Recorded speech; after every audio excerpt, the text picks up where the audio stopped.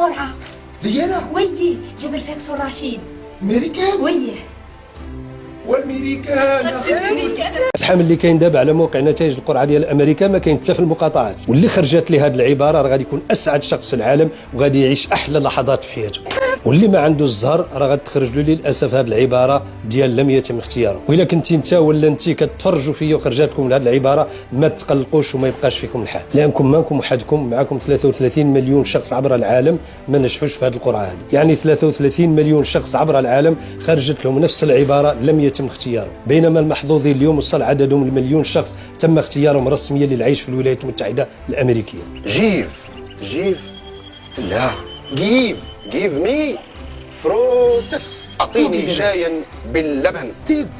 ديز اوي، خذ هذا بليز اند فيش اند شيبس شوبس.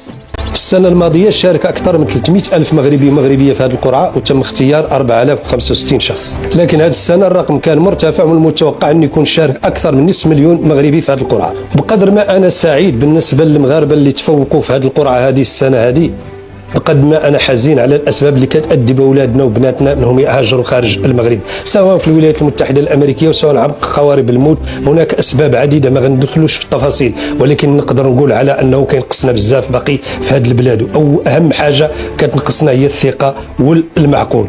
البلاد عندها مجموعة من المقومات، المؤهلات الطبيعية، ثروات طبيعية، مجموعة من الحوايج، ولكن للأسف الشديد كينقصها المعقول، كتنقصها السياسات العمومية اللي مغادية في اتجاه ونحن غاديين في اتجاه آخر. ما يمكنش تشوف وتزور المغرب مدينة من شماله إلى جنوبه إلا وترى مجموعة من المؤهلات الطبيعية اللي ما كايناش في أي دولة في العالم، وكتقول وكتطرح سؤال بسيط: اش ناقصنا حنا؟ اش ناقصنا؟ عندنا البشر تبارك الله موجود، عندنا المؤهلات الطبيعيه، عندنا الامكانيات، عندنا كل شيء. اذا فين كاين الخلل؟ الخلل طبعا كاين في السياسات العموميه، الخلل كاين في النخب السياسيه، الخلل كاين في غياب استراتيجيه حقيقيه ديال التنميه اللي كتاخذ بعين الاعتبار الانسان وتركز على الانسان. عندنا بزاف ديال الفلوس مشات للاسف الشديد هباء منثورا. الفساد كيكلفنا يا عباد الله اكثر من 5000 مليار في السنه. مجموعه من الصناديق في البلاد تفرغات وتخوات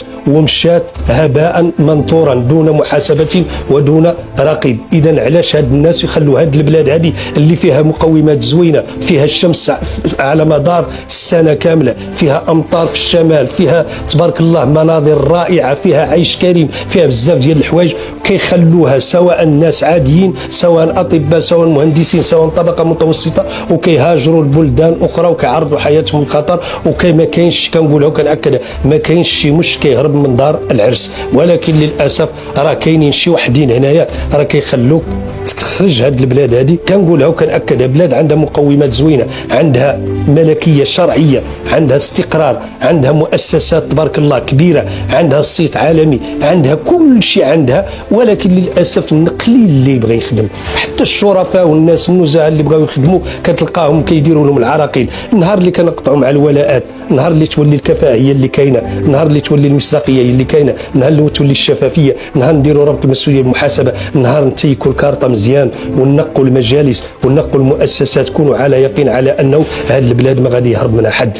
يا عباد الله راه من العيب والعار على انه الادمغه ديالنا كتهاجر، الاطباء ديالنا كيهاجروا، المهندسين ديالنا كيهاجروا، الفرامليه ديالنا كيهاجروا، المعلمين ديالنا كيهاجروا، الاساتذه، الناس العاديه. علاش كيهاجروا من هذه البلاد؟ هذه البلاد زوينه وكنبغوها وكنحماقوا عليها كمغاربه وكنفتخروا بكوننا مغاربه، كنفتخروا بالتاريخ ديالنا اللي يمتد عبر 12 قرن. ولكن للاسف الشديد ملي كتجي دير نظره للواقع راه كتلقى بزاف الحوايج كتبقى في الخاطر. من بين الحوايج اللي كتبقى في الخاطر هو على انه هذا الشيء اللي كنشوفوا ملي كتمشي للشمال كتشوف المناظر رائعه لا توجد في اي دوله في العالم، ولكن كتلقى على انه كاين بزاف ديال الحوايج للاسف ناقصه، سواء في الشمال سواء في الجنوب سواء في الوسط. خاصنا الله يجازيكم بخير واحد الجلسه ديال التامل، خاصنا واحد كما كنقول فتح حوار وطني حقيقي حول المشاكل الحقيقيه والمعوقات الحقيقيه اللي تعيق البلاد. خاص السياسيين تاهم الله يجازيهم بخير يقعدوا معنا الارض ويخلقوا الحياه السياسيه.